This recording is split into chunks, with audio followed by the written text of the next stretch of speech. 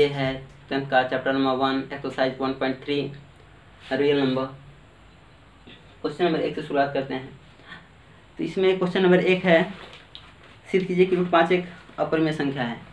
दोस्तों ये जान लीजिए, अपरिमेय संख्या पहचानने और सिद्ध करने वाले क्वेश्चन प्रत्येक वर्ष पूछे ही जाते हैं। ये बहुत ही इम्पोर्टेंट है, इसलिए इसको समझना भी बहुत ही ज़रूरी है। और ये ऐसा प्रश्न है जो प्रत्येक वर्ष पूछा ही जाता है, तो इसको अच्छे तरह से और अच्छे ढंग से समझना जरूरी है। थोड़ा लंबा वीडियो हो सकता है क्योंकि ज़्यादा समझाना है इसे। तो सबसे पहले हम आपको बता दें अपरिमेय संख्या किसे कहते हैं। अपरिमेय संख्या उन संख्याओं को कहा जाता है जिसे p/q के रूप में लिखा नहीं जा सकता है, मतलब कि जो संख्या है उसे बटा के रूप में नहीं लिख सकते हैं, उन्हीं को कहते हैं अपरिमेय संख्या। तो यहाँ पे अब 5 को अपरिमेय सिद्ध करना है तो हम इसके उल्टे विपरीत मानेंगे। अगर 5 को हमें अपरिमेय सिद्ध करना है तो हम इसे एकदम विपरीत मान लेंगे, परिमेय मान लेंगे। हम यहाँ लिखेंगे यदि संभव हो तो माना कि √5 एक परिमेय संख्या है। ठीक है, हमने लिखा यदि संभव हो तो माना कि √5 एक अपरिमेय संख्या है। सॉरी, परिमेय संख्या, क्योंकि अपरिमेय सिद्ध करना है तो हम विपरीत मान लिए हैं। तो जब परिमेय है तो हम जानते हैं कि परिमेय का परिभाषा आप लोग जानते होंगे कि परिमेय संख्या उसे कहा जाता है जिसे p/q के रूप में लिख सकते हैं जहाँ q 0 नहीं होना चाहिए। तो उस कंडीशन पे इसे बैठना चाहिए, यानी कि √5 बराबर p/q यहाँ लिखना होगा, जहाँ pq पूर्णांक संख्या और q बराबर नहीं है 0 के। ठीक है, तो किसी परिमेय संख्या किसी भी तरह हो सकती है, जैसे 8/10 भी हो सकती है, 9/6 भी हो सकती है, कुछ भी हो सकती है। लेकिन इसे जब हम कटाते हैं, भाग देते हैं, 4 दूनी 5 दूनी, अब ये नहीं कटेगा तो ये 4/5 आया। इन दोनों में 2 गुणनखंड था, इन दोनों को कटाएंगे, इन दोनों में 3 गुणनखंड है, 3 तिहाई और 2 तिहाई, 3/2 आया। तो जो कट के संख्या आती हैं इनमें एक के सिवा दूसरा कोई गुणनखंड नहीं होता है, तो ऐसी संख्या को सहअभाज्य संख्या कहते हैं। परिमेय संख्या किसी भी रूप में हो सकती है, जैसे 20/60 भी हो सकती है, दोनों में 10 कॉमन है, 10 दूनी 20 और 10 तिहाई 10 छक 60, फिर 2 एकम 2 और 2 तिहाई 6, यानी इनमें बहुत सारी संख्या कॉमन थी। कटाने के बाद पता चला 1/3 आया। अब इसे और नहीं कटाया जा सकता है, तो इन दोनों के बीच में हम देखेंगे तो सिर्फ एक ही घनिष्ठ गुणनखंड होंगे, तो इसे सहअभाज्य संख्या कहा जाता है जिनके बीच में सिर्फ और सिर्फ एक ही गुणनखंड 1 होता है। तो यहाँ हमें यह मानना होगा यदि pq pq नहीं, यहाँ दूसरा कोई सवाल, मान लीजिए तो pq कट गया, जैसे कि यहाँ आप देखें कि 10/60 कटा है तो 1/6 आया। तो ये pq था और ये कोई दूसरा संख्या आ जा रहा है, तो हम यहाँ पे कोई और मान लेंगे, mn मान लेते हैं। यदि mn सहअभाज्य संख्या हो तो, ठीक है, तो √5 बराबर m/n, ठीक है, जैसे यहाँ पे आया था m/n। अब इस स्क्वायर को हटाने, ये बटा में इधर जाएगा तो गुना में हो जाएगा, तो √5 n हो जाएगा बराबर m। इस रूट को हटाने के लिए हम स्क्वायर करेंगे, यानी वर्ग, यहाँ लिख देंगे दोनों तरफ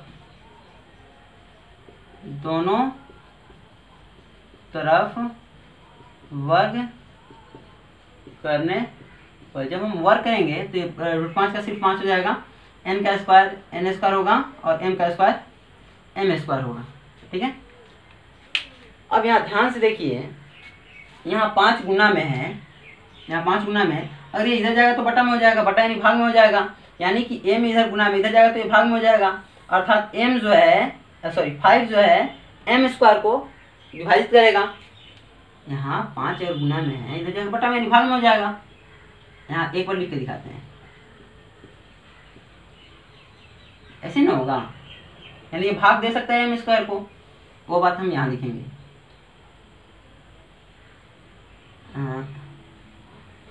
5 m स्क्वायर को विभाजित करेगा। ठीक है, यानी अगर 5 m स्क्वायर को विभाजित करता है, यहाँ देखिए अब एक एग्जांपल से लेते हैं। अगर 2 8 स्क्वायर को विभाजित करता है तो क्या 2 8 को विभाजित नहीं करेगा? देख लेते हैं। 2 8 के स्क्वायर यानी 64 को विभाजित करता है तो 2 8 को भी विभाजित करेगा। तो इस तरह से अगर m 5 m स्क्वायर को विभाजित करता है तो 5 सिर्फ m को भी विभाजित कर सकता है, इसलिए 5 m को भी विभाजित करेगा। यहाँ समीकरण आप मान लीजिए, ये एक समीकरण आया आपका, ये 2 आया और ये 3 मान लीजिए। ठीक है, आप ये किसी भी मान सकते थे तो यहाँ चौथा आ जाता। चलिए, उसकी कोई खास जरूरत नहीं है, इस तरह नहीं दीजिए। अब यहाँ विभाजित कर रहा है, जैसे कि यहाँ देखते हैं कि यहाँ 8 को अगर 2 विभाजित करता है, कोई एक पूर्णांक आता है 4, जिसमें हमें इसे गुना करने पर ही ना यह 8 प्राप्त होता है। 2 गुना 4 बराबर 8। अगर मान लीजिए 2 विभाजित करता है 6 को, तो 2 तिहाई 6, या 8 के गुणनखंड को ही मान लेते हैं, 8 गुना 16 को। अगर 2 विभाजित करता है 16 को, 2 8 16, यानी 2 गुना 8 करते हैं तब ना आता है 16। यानी कि यहाँ पे कोई एक संख्या हमें चर संख्या माननी होगी, तो हम यहाँ मान लेंगे k। ठीक, उसमें उसी तरह यहाँ भी होगा, m के साथ कोई एक 5 के साथ अगर ऐसा कोई संख्या मानेंगे जो बार बार इसे विभाजित कर सकता है, जैसे कि यहाँ देख रहे हैं कभी 4 आ गया, कभी 8 आ गया, ये संख्या बदल सकती है, तो इसके साथ कोई चर संख्या k मान लेंगे। इसलिए 5 के बराबर m यहाँ लिखेंगे, जहाँ k कोई पूर्णांक संख्या है। ठीक है, तो यहाँ 5 के बराबर m। अब इसमें दोनों तरफ वर्क यहाँ ध्यान से देखिए, मान लीजिए इसको समीकरण नंबर 4। अब आप समीकरण 4 और 2 को देखें, 4 और 2 को देखें। यहाँ m की जगह पर हम 5 के लिख सकते हैं, तो 5n स्क्वायर। यहाँ सिर्फ m की जगह पर हमें रखना है इतना, m बराबर इतना है, इसलिए m की जगह पर हम इतना रख सकते हैं।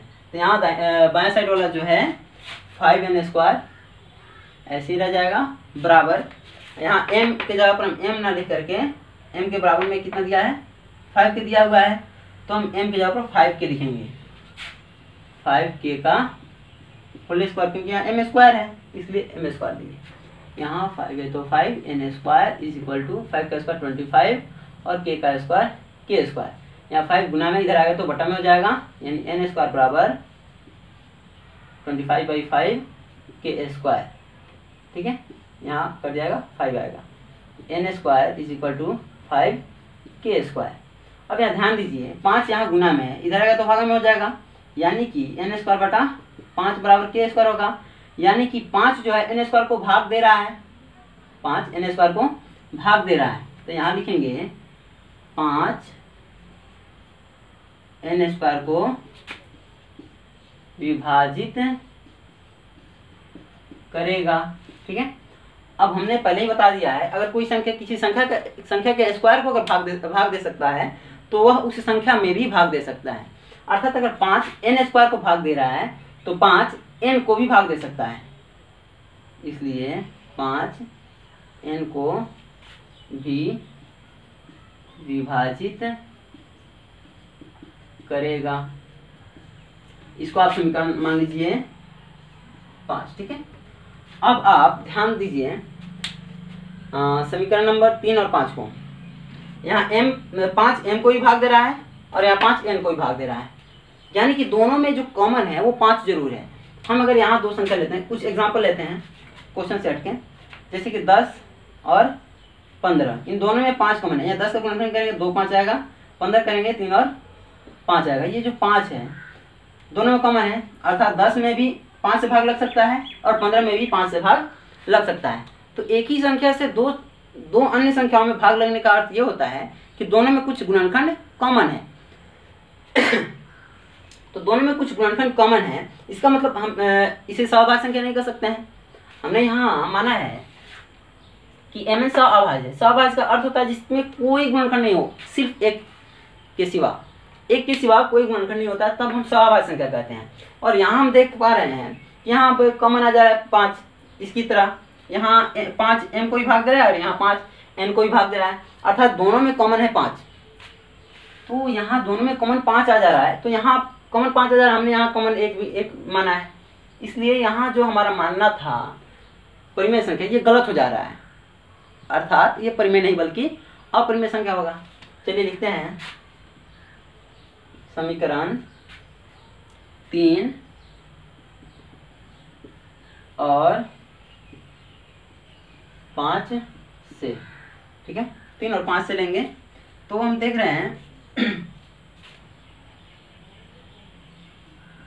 m और n में 5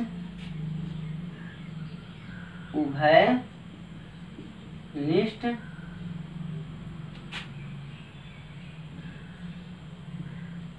गुणनखंड है, उभयनिष्ठ गुणनखंड है।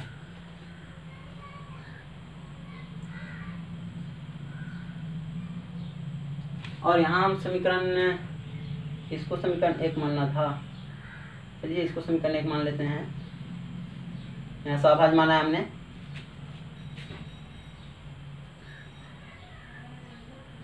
लेकिन m और n